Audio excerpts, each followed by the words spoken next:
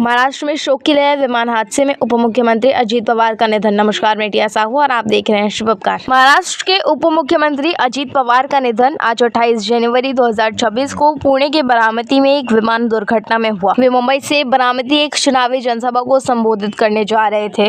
सुबह करीब 7:45 बजे उनका लेजर बारामती हवाई अड्डे पर उतरते समय रनवे से फिसल गया और उसमें आग लग गई।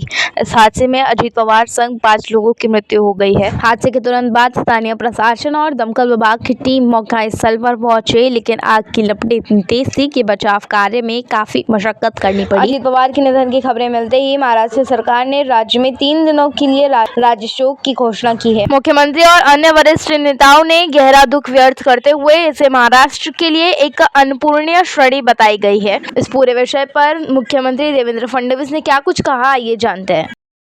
महाराष्ट्र के उप मुख्यमंत्री और जमीन से जुड़े हुए जननेता श्रीमान अजीत दादा पवार, इनका एक विमान के एक्सीडेंट में बहुत ही दुखद निधन हुआ है। इसकी वार्ता आने के बाद समूचे महाराष्ट्र में बहुत ही दुख का वातावरण तैयार हुआ है। हम सभी के लिए इस प्रकार के जननेता को खोना एक अपरिमित इस प्रकार की हानि है। व्यक्तिगत मेरे लिए वो एक बहुत ही दमदार और दिलदार इस प्रकार के मित्र थे और हम दोनों ने साथ में काफी संघर्ष का काल भी देखा है और अब दृढ़ता के साथ महाराष्ट्र के विकास में जब वो योगदान दे रहे थे और एक बहुत लंबी पारी वो खेलेंगे, ऐसी परिस्थिति थी।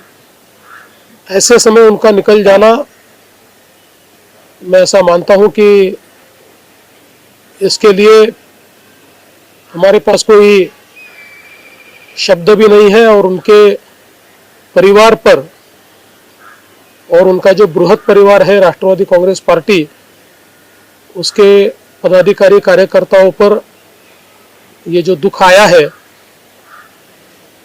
ये सहना बहुत कठिन है। इस दुख की बेला में हम सब लोग उनके साथ में हैं। अभी जो उनका परिवार है वो जब बारामती पहुंचेगा, उसके बाद उनसे चर्चा करके आगे की सारी चीज़ें ज्ञात की जाएगी। मैं उप मुख्यमंत्री एकनाथ जी शिंदे, हम सभी लोग अभी कुछ समय में बारामती जाएंगे और उसके बाद आगे की चीज़ें आप तक हम पहुंचाएंगे। सुबह मैंने आदरणीय प्रधानमंत्री जी को और आदरणीय गृह मंत्री जी को इसकी पूरी जानकारी दी। उन्होंने भी इस घटना पर बहुत दुख व्यक्त किया है। सभी लोग एक प्रकार से शॉक में हैं और